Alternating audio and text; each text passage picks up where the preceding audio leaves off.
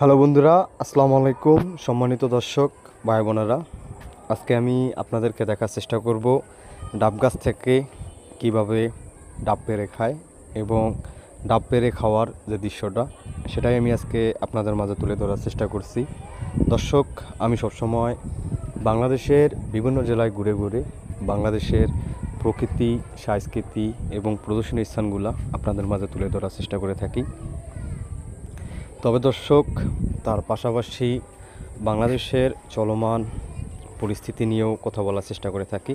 তবে দর্শক, আমি যেহেতু প্রকৃতি লাভার, আমি সবসময় চেষ্টা করি প্রকৃতির সাথে থেকে প্রকৃতির কিছু দৃশ্য আপনাদের মাঝে তুলে ধরার।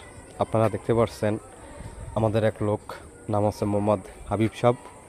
উনি নারকেল গাছে উঠে গেছেন, উঠে কিছু ডাব কালেকশন করছে। আপনারা দেখতে পাচ্ছেন দর্শক, ডাবের সাইজটা মাশাল্লাহ। একে একে ডাব পাড়া হচ্ছে এবং সাথে আসছিল শামীমও প্রায় অনেক খুশি, কারণ একটা একটা করে ডাব ধরছেন। পুরা হাই উল্লাস, যেহেতু আমরা সবসময় ডাবকে ভালোবাসি এবং ডাবের পানি খুবই তৃপ্তি লাগে এবং খুবই আরামদায়ক। আমরা একটা একটা করে ডাব পাড়া প্রায় শেষের দিকে আমরা চেষ্টা করছি দর্শক আপনাদের মাঝে ভিডিওটা শেয়ার করতে। আপনারা যারা আমাদের এই ভিডিওটা দেখবেন অবশ্যই, এবং দর্শক, ভিডিওটা যদি আপনাদের ভালো লাগে থাকে অবশ্যই সাবস্ক্রাইব করে পাশে থাকবেন। আমি দর্শক সবসময় আপনাদের মাঝে দেশের প্রকৃতি, সংস্কৃতি এবং প্রদর্শনীয় স্থানগুলো তুলে ধরার চেষ্টা করে থাকি। আমাদের ডাব পাড়া শেষ, আমরা ডাব নিয়ে যাচ্ছি সুন্দর একটা নিরিবিলি জায়গায়, যেখানে বসে আমরা খুবই শান্তিতে এবং আরামদায়কভাবে ডাব খেতে পারবো।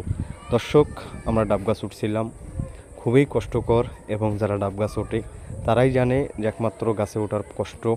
যাই হোক, কষ্ট শেষে আমরা এখন চলে এসেছি আমাদের যে বসার জায়গা। মাশাআল্লাহ, আপনারা দেখতে পাচ্ছেন দর্শক, এই ডাবগুলাই একটা একটা করে গাছ থেকে পাড়া হয়েছে এবং প্রথম থেকে শেষ পর্যন্ত আপনাদেরকে দেখার চেষ্টা করছি। এবং ভিডিওটা যদি ভালো লেগে থাকে অবশ্যই লাইক, কমেন্ট, শেয়ার করবেন এবং চ্যানেলটা সাবস্ক্রাইব করে পাশে থাকবেন, আমি যেন নতুন নতুন ভিডিও আপনাদের মাঝে শেয়ার করতে পারি। ভালো থাকবেন।